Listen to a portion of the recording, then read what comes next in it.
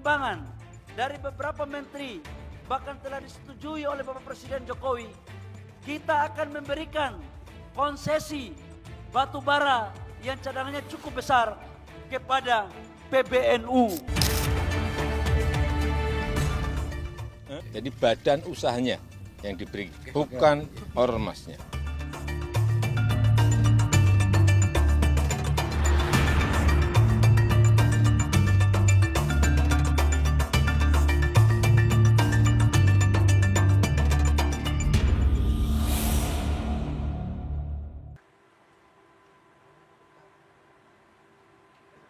Terima kasih Anda masih bersama kami di Political Show. Presiden Joko Widodo obral izin konsesi pertambangan untuk ormas keagamaan. Jokowi berdalih ormas keagamaan telah berjasa sejak zaman kemerdekaan, oleh karena itu perlu mendapat hadiah. Namun dari ratusan ormas keagamaan baru Nahdlatul Ulama yang menerima, sementara tokoh agama dengan tegas menolak dan menyatakan umat berharap kedalaman agama bukan mengelola tambang. Apakah obral konsesi tambang Jokowi ini sebagai bentuk balas budi politik? Jokowi obral konsesi tambang untuk ormas agama. Malam ini kita akan membahasnya dengan narasumber yang sudah hadir di studio. Saya perkenalkan satu-satu, ada Mbak Tina Talisa, staf khusus bidang hubungan dengan daerah BKPM. Selamat malam Mbak Tina. Malam Mbak Rifana, malam senior-senior Romo, Kiai, malam. Bang Haris. Terima kasih sudah hadir di sini. Ada Pak Marsudi Suhud, tokoh Nahdlatul Ulama. Selamat malam Pak Marsudi. Selamat malam, assalamualaikum warahmatullahi wabarakatuh. Waalaikumsalam. Ada Romo Beni Susotyo, tokoh agama. Selamat malam Romo Beni. Ada aktivis HAM sekaligus Direktur Lokataru, Mas Haris Azhar. Selamat malam Mas Haris. Malam. Dan bergabung melalui sambungan Zoom juga ada Nasirul Falah Amru, anggota Komisi 7 DPR RI. Selamat malam Gus Falah. Selamat malam, assalamualaikum. Waalaikumsalam. Mbak Tina, Pak Ali Azhar, Romo Beni, sehat selalu semua. Oke, terima kasih Gus Fala. Nanti kita akan tanya bagaimana pengawasan DPR ya. Dan seperti biasa kita mengundang teman-teman mahasiswa sebagai bagian dari pengawasan ataupun kritik begitu ya terhadap kebijakan-kebijakan pemerintah. Malam ini yang sudah hadir di studio CNN Indonesia ada Dewan Mahasiswa FISIP UIN Jakarta. Saat malam teman-teman dari UIN Jakarta, tepuk tangannya mana? Teman-teman nanti boleh menyampaikan kegelisahan, boleh bertanya, mengungkapkan kritik apa saja kepada para narasumber di sini, nanti kita fasilitasi ya. Oke, langsung saja saya mau tanya langsung ke pemerintah karena perwakilannya dihadiri oleh Mbak Tina. Mbak Tina, apa sebetulnya niatan pemerintah memberikan izin konsesi tambang kepada ormas keagamaan? Apa sih sebetulnya urgensinya Mbak? Makasih Mbak Rifana yang tadi belum saya sapa teman-teman mahasiswa. Jadi tadi dalam tayangan sudah jelaskan yang disampaikan Pak Presiden, Pak Menteri Investasi, tapi izinkan saya juga menggarisbawahi beberapa hal. Tapi yang paling utama dan terutama, kami senang bahwa saat ini menjadi perbincangan di publik Kiai, Romo dan juga Bang Haris. Artinya pertama pesannya kepada pemerintah, masyarakat peduli pada isu ini. Sehingga ada kontrol kepada pemerintah. Yang kedua, kami melihat ini sebagai peluang dan ruang bagi pemerintah untuk menjelaskan secara utuh. Karena jika ada terobosan kebijakan, pasti ada ruang antara yang dipikirkan dan diterima oleh publik. Jadi kami memandang diskusi malam hari ini akan menjadi sangat baik dan tentu akan mendapatkan catatan kami sebagai pemerintah. Kalau bicara mengenai dasar, ada landasan filosofis, ada landasan hukumnya. Tadi misalnya sudah dijelaskan bahwa saya izin mengkoreksi kalimat seolah-olah ormas ini diberikan hadiah gitu. Tapi sebetulnya kalau kita berbicara soal bagaimana kontribusi ormas keagamaan pada bangsa dan negara, itu yang berhutang budi itu bukan hanya Presiden Jokowi. Tapi dari masa pemerintahan presiden pertama sampai dengan presiden sekarang, sampai dengan presiden berikutnya siapapun itu presidennya, maka kita akan selalu tidak bisa melepaskan dari kontribusi ormas keagamaan. Dan saya pasti tidak cukup mumpuni menjelaskan apa saja kontribusinya, karena saking banyaknya di bidang pendidikan, kesehatan, stabilitas sosial politik. Dan kita berada pada kondisi hari ini dengan negara yang baru berdemokrasi 30 tahunan, dengan negara yang heterogenitasnya luar biasa, itu nggak bisa survive kalau nggak ada ormas keagamaan. Jadi ini sudah teruji bagaimana kontribusinya. Nah, di sisi hukum, terima kasih juga CNN sudah menunjukkan bagaimana undang-undang Minerba. Tapi kayaknya ada yang kelewat disampaikan CNN. Jadi tadi hanya digarisbawahi pasal 75 ayat 3 dan 4. Bahwa betul dalam pengelolaannya adalah diutamakan BUMN dan BUMD. Tapi jangan lupa ada pasal 6 ayat 1 huruf J. Yang di situ disebutkan bahwa pemerintah pusat berwenang untuk memberikan penawaran WI UPK prioritas. Kepada swasta. Yang selama ini nggak ada aturannya, Mbak. Justru itulah PP 96 2021 kemudian diubah dan dilengkapi dengan satu paragraf di dalam peraturan pemerintah nomor 25 tahun 2024 sehingga memang ada wilayah yang bisa diberikan kepada ormas keagamaan. Yang sebelumnya kalau kita bicara soal utang budi politik sudah ada Perpres tahun 2023 nomor 70 tentang penataan lahan. Yang di situ sudah disebutkan bahwa iup-iup yang dicabut itu bisa diberikan kepada BUMN dan BUMD. Tapi yang dicabut. Nah, kalau ini adalah khusus PKB 2B yang artinya adalah ex tambang batu bara. Nah, tadi juga pernyataannya menarik menurut saya, Romo, Kiai dan juga Bang Haris. Ada 6 yang udah dikasih. Pemerintah belum menyebutkan loh siapa aja yang dikasih. Dan ini sifatnya hubungan resiprokal. Teman-teman ada hubungan yang memberi dan menerima, Romo. Jadi kalau memberi harus ada yang menerima. Yang diberi boleh nolak nggak? Boleh. Justru itulah yang kemudian pemerintah berusaha sampaikan kepada ormas keagamaan, terutama induk-induknya dulu ya. Tadi kan disampaikan ratusan ormas keagamaan. Tentu pemerintah juga ada prioritisasi, makanya namanya kewenangan pemberian wilayah izin usaha pertambangan khusus secara prioritas. Nah, tahap pertama ini yang paling utama apa? Adalah ormas-ormas terbesar atau induknya. NU Muhammadiyah itu tidak terbantahkan, 2 ormas Islam terbesar. Kemudian KWU untuk Katoliknya, lalu PGI, kemudian Walubi dan juga dari Hindu. Tetapi dalam konteks ini prinsipnya adalah ormas yang berminat itu mengajukan permohonan kepada pemerintah. Dan pemerintah pun nggak semuanya akan disetujui. Jadi akan ada yang eligible, ada yang tidak. Jadi bukan hanya kemudian pokoknya kami misalnya nih ya, kami punya handphone 6, semua dibagi. Bisa aja Bang Haris, aduh Mbak Tina saya nggak butuh handphone, saya butuhnya misalnya motor. Nah jadi kita pemerintah pun yang sekarang kami tawarkan adalah WUPK, tujuannya apa? Bukan kemudian misalnya organisasi mencari cuan, bukan. Karena kita tahu bahwa ormas itu butuh untuk pengelolaan anggaran di dalamnya. Untuk pendidikan, kesehatan, sosial, dan lainnya. Pertanyaannya tadi Anda menyampaikan bahwa ini sebagai bentuk apresiasi pemerintah kepada ormas agama.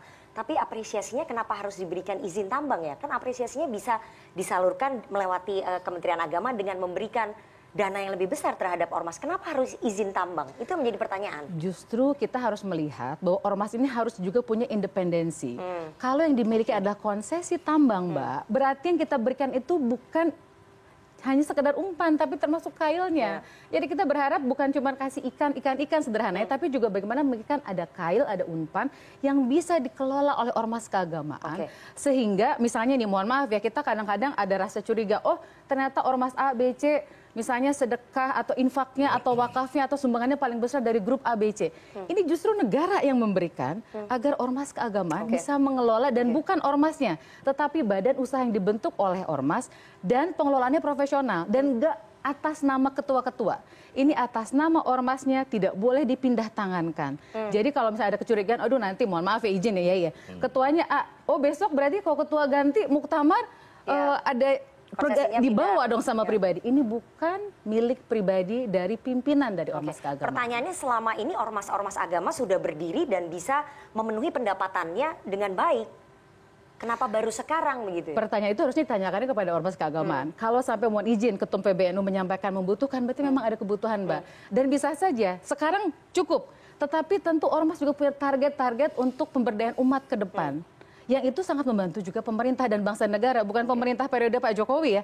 Pak Jokowi ini selesai nih sebentar lagi nih Oktober. Dan selanjutnya Pak Prabowo juga setuju dengan konsep ini. Karena ini juga bukan hal yang tidak lumrah di negara lain. Sekali lagi saya garis bawahi, bukan hal yang tidak lumrah di negara lain. Di negara lain bahwa ada kita baru kita mengerjakan sekarang, ini adalah terobosan. Dan setiap terobosan pasti ada pro kontra. Setiap terobosan perlu catatan dan kritik. Di negara-negara lain, terutama negara-negara yang penduduknya mayoritas muslim dengan ormas keagamaan yang juga banyak, apakah juga diberikan izin tambang?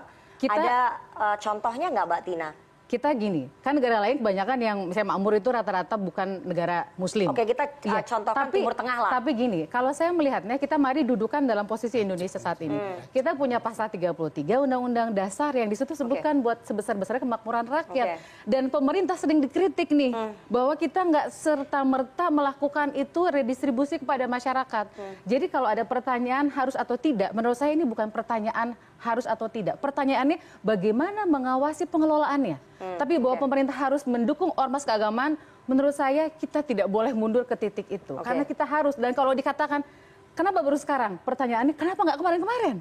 Jadi pertanyaan yang tepat adalah kenapa kita nggak melakukan dari kemarin? Kenapa tidak dalam bentuk yang lain? Kenapa tidak izin usaha yang lain? Kenapa harus tambang? Itu yang menjadi pertanyaan. Karena kita punya sumber daya alam yang melimpah yang selama ini kita curiga. Tadi Pak Balil sudah sebutkan. Waktu Pak Balil jadi kepala BKPM, Bang Haris diprotes. Kenapa IUP ini cuma dikasih konglomerat? Kenapa hanya dikasih investor dalam dan luar negeri? Sekarang kita berikan justru kepada ormas keagamaan gitu supaya nggak ada kesan bahwa investor terus nih, mohon maaf ya, konglomerat terus, kelompok badan usaha yang besar terus yang dapat. Baik, saya mau ke Pak Marsudi. Pak Marsudi, PBNU menjadi ormas pertama yang mengajukan diri setelah aturan dari izin konsesi tambang itu keluar ya.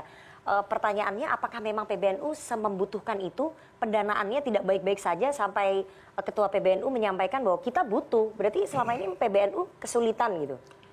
Yang harus dipahami para pemirsa dan para mahasiswa-mahasiswi bahwa membangun bangsa ini itu tidak berhenti besok seminggu selesai, 1 tahun selesai, atau 5 tahun selesai. Tapi membangun bangsa ini adalah kontinuitas yang terus-menerus harus membangun. Karena pada dasarnya ini, menurut kitab Fiqhud Daulah nih ya, ini orang politik ini mahasiswanya. Laqad shara amru daulah wa bina'uha daruratan minad darurat. Membangun bangsa itu suatu keharusan. Keharusan untuk bangsanya ya turut membangun, pemerintahnya kewajibannya untuk membangun. Rakyatnya mensupport untuk membangun. Nah, membangun ini ada 2 hal. Sawa'un kana min jihati imaratil kaun am min jihati masalihi abnaiha. 2 hal ini, satu adalah bagaimana membangun infrastruktur. Nah, itu sekarang dibangun juga oleh tentunya dari zaman pemerintah yang lalu juga membangun infrastruktur sampai hari ini. Tapi satunya ini harus dibangun oleh dua-duanya, baik pemerintah atau masyarakatnya. Amin jihati masolihi abnaiha, atau membangun kemaslahatan anak bangsanya. Lah PBNU atau NU itu organisasi yang berdiri dari sebelum negara ini berdiri. Dengan tentunya ada beberapa organisasi lain yang terus mengawal bangsa ini berdiri tegak, berkembang, kuat.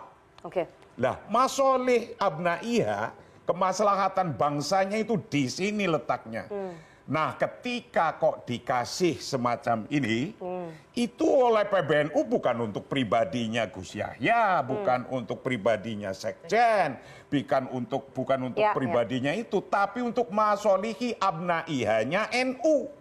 Kemaslahatan anak bangsanya yang dikelola oleh Nahdlatul Ulama. Nah, yang semacam ini sesungguhnya, tadi pertanyaan-pertanyaan, ini kan sebuah pilihan bagi organisasi yang memilih untuk tidak mau menerima, ya nggak apa-apa, wong milihnya itu pilihan.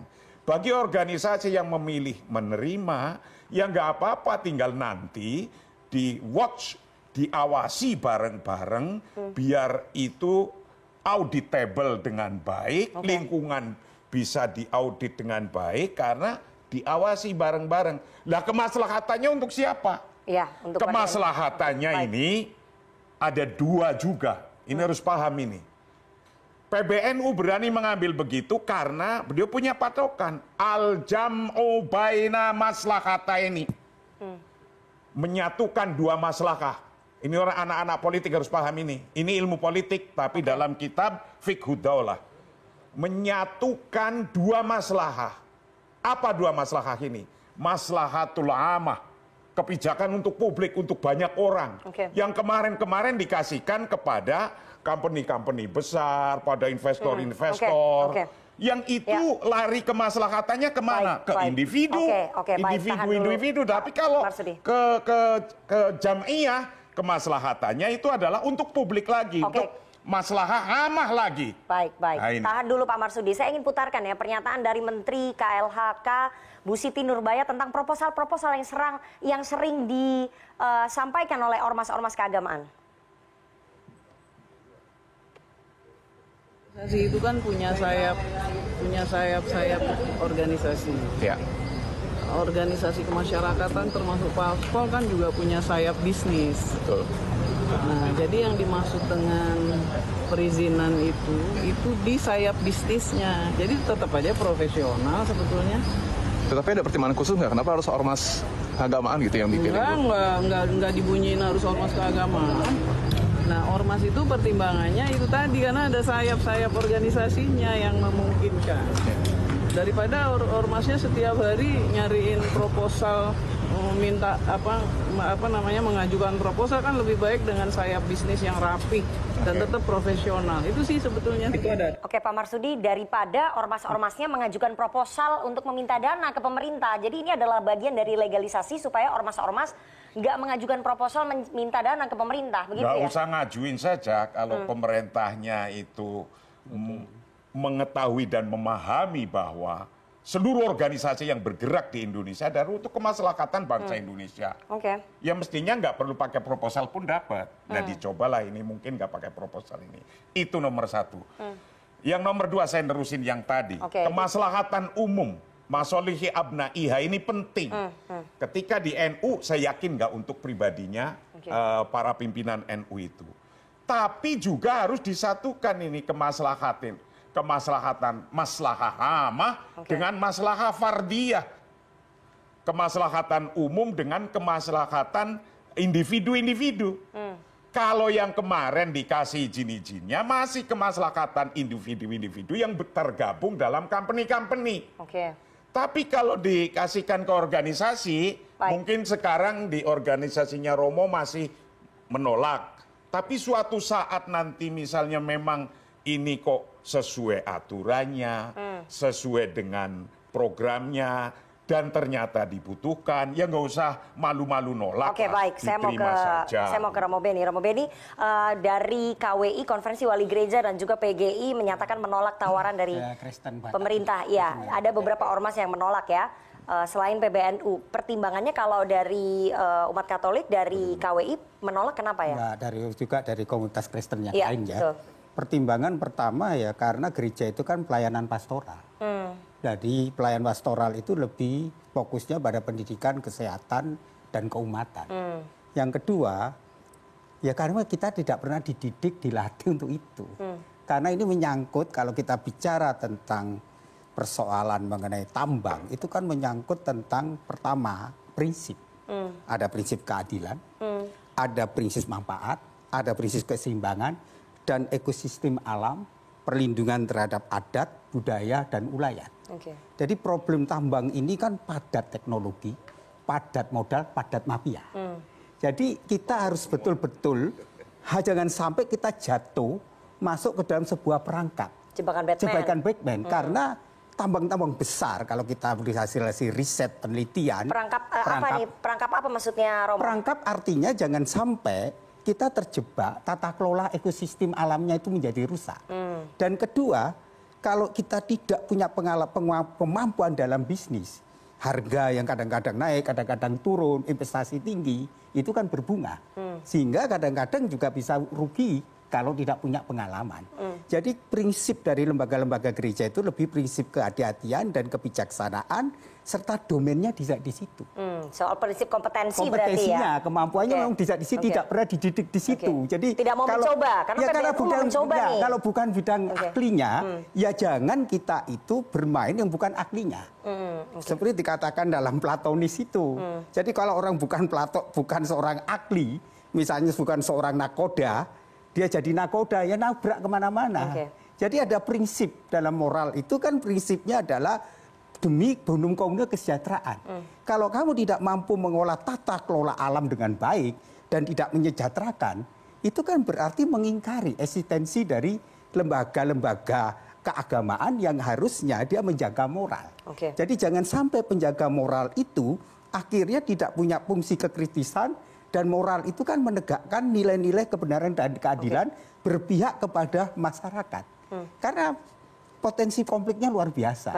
Bahkan kalau dilihat Papua, ini yang jagonya kan, bagaimana tambang-tambang itu rusaknya luar biasa. Kalimantan Timur ada 1.700 lebih. Dan itu kalau di danau-danau yang tetapi kalau di Papua kan membekas. lebih parah lagi. Ya. Karena eksistensi tambang merusak juga air, merusak juga ekosistem hutan, akibatnya kelaparan juga di mana-mana di Papua. Itu studi-studi banyak. Jadi kita juga harus menjaga ekosistem alam dan ekologi ini. Jangan sampai ini karena ini diobral, kemudian ekosistemnya tidak bisa diawasi dengan baik dan kita tidak punya kemampuan itu, sehingga harus hati-hati dan bijaksana. Baik. Itu prinsipnya. Kalau PBNU ada organisasi sayap bisnisnya. Ormas agama lain tidak mau mencoba ya kami memang organisasi tidak sayap punya bisnisnya. itu, memang bukan bidang kami. Jadi yang bukan bidangnya, ya bukan keahliannya, ya jangan bermain di situ. Itu prinsip yang kami yakini. Baik. Jadi kalau dari PBNU, kalau misalnya itu bukan bidangnya, harusnya jangan coba-coba terjun ke situ, Pak Marsudi. Ya kalau bukan bidangnya, benar sekali itu. Karena kalau di dalam PBNU kan berbidang-bidang. Yang ngurusi ekonomi sendiri, yang ngurusi budaya sendiri, yang ngurusi tentang bahsul masail untuk membuat fatwa-fatwa kepada publik itu sendiri. Dan itu ada departemennya masing-masing. Dan itu memiliki kompetensi ya dalam pengelolaan tambang? Atau sudah ada yang memiliki tambang-tambang juga di PBNU? Lah itu bisa ditanyakan langsung sama Anda kan sebagai mantan pengurus PBNU, masa nggak tahu kalau pengurus PBNU sebelumnya punya konsesi tambang? Sekarang saya kan tinggal warga NU aja kan. Ada yang sudah ditangkap mantan bendahara umum PBNU? Pemilik tambang terbesar kan? Ya itu kan pribadinya dia usaha, bukan membawa NU. Saya meletakkan itu juga dengan proporsional Mbak Rifana. Saya senang Mbak Rifana melakukan kritik kepada organisasi kemasyarakatan termasuk memang pilihan tadi. Jadi penerimaan dan pemberian ini bukan harus menerima. Dan yang menerima pun harus melihat dirinya. Makanya pemerintah pun bukan memberikan kepada ormasnya tapi kepada badan usaha. Dan di mana-mana ada badan usaha mau didirikan oleh ormas kah, oleh swasta kah, pasti ada tata kelolanya. Itu yang jaga pemerintah. Dan kemudian pemerintah pun akan melihat bahwa gini, kalau pengelolaan, pasti pertanyaannya Bang Haris nggak mampu mengelola ormas itu, begitu ya. Tapi kan ada kontraktor yang nanti dikerjasamakan. Sama seperti misalnya Pak Bahlil selalu mencontohkan Freeport yang sebesar itu aja kerjanya sama kontraktor. Jadi nanti pun ada pihak ketiga yang akan ditunjuk. Ada yang bekerjasama, tetapi yang harus dijaga adalah bahwa proses kemudahan ini di awal. Selebihnya tata kelolanya tata kelola pertambangan. Jadi yang tidak ada itu adalah proses lelangnya. Gitu. Selebihnya kewajiban reklamasi ada, kewajiban reboisasi ada, tata kelola perpajakan ada juga. Pengelolaan itu melibatkan pihak ketiga. Nanti saya akan bahas lebih dalam apakah pihak ketiga itu termasuk oligarki-oligarki yang selama ini menguasai tambang. Bang Haris, Anda melihat ada potensi penyalahgunaan, potensi kekisruhan dengan adanya aturan ini? Sekarang nih? Iya ya dong, masa besok? Iya, silakan. Biasanya kan dia suka nanya tiba-tiba Iya, enggak, ini iklannya nanti, khusus Bang Haris. Saya sebenarnya punya banyak poin ya. Tapi pertama dari konsep atau ide di belakang regulasi yang baru muncul ini. Pertama, saya kalau orang hukum kerja di bidang hak asasi, kita pertanyaannya gini, ini affirmative action atau bukan sih?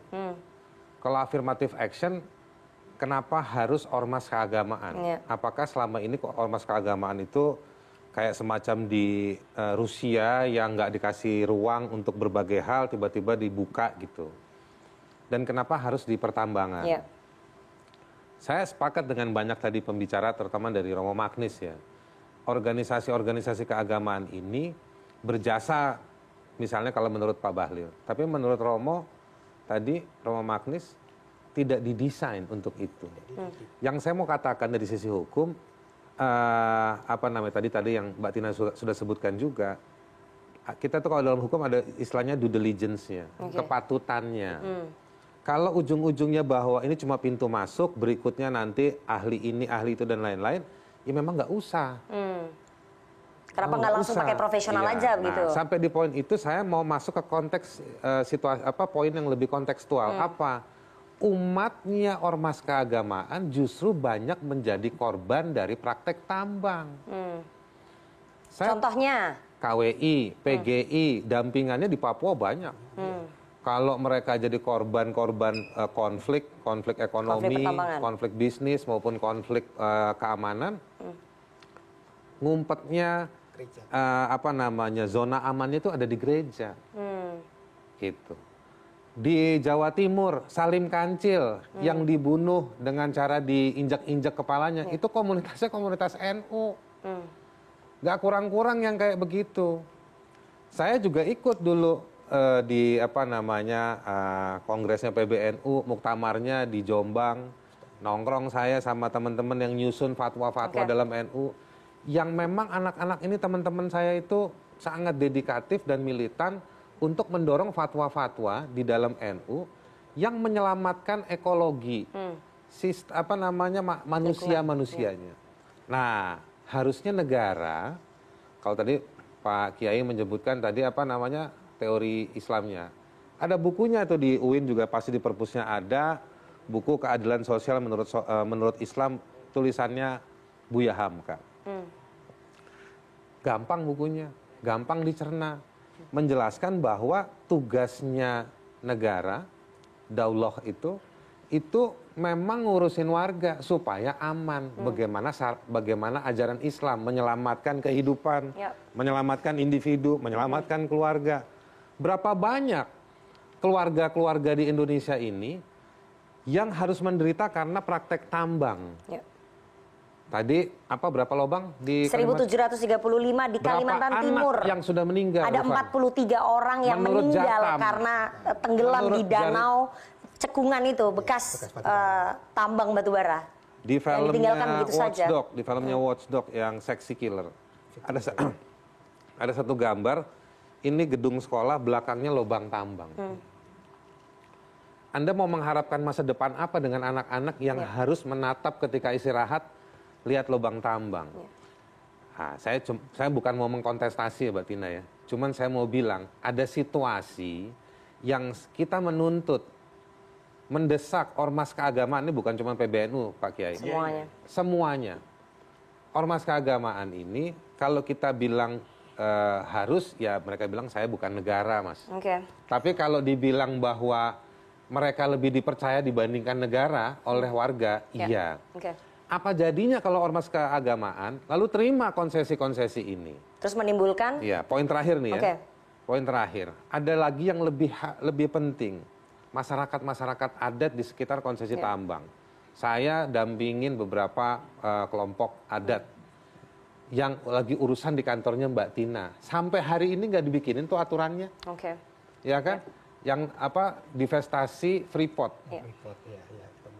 Mereka dapat saham yang nggak boleh diterima ke kantongnya loh ya.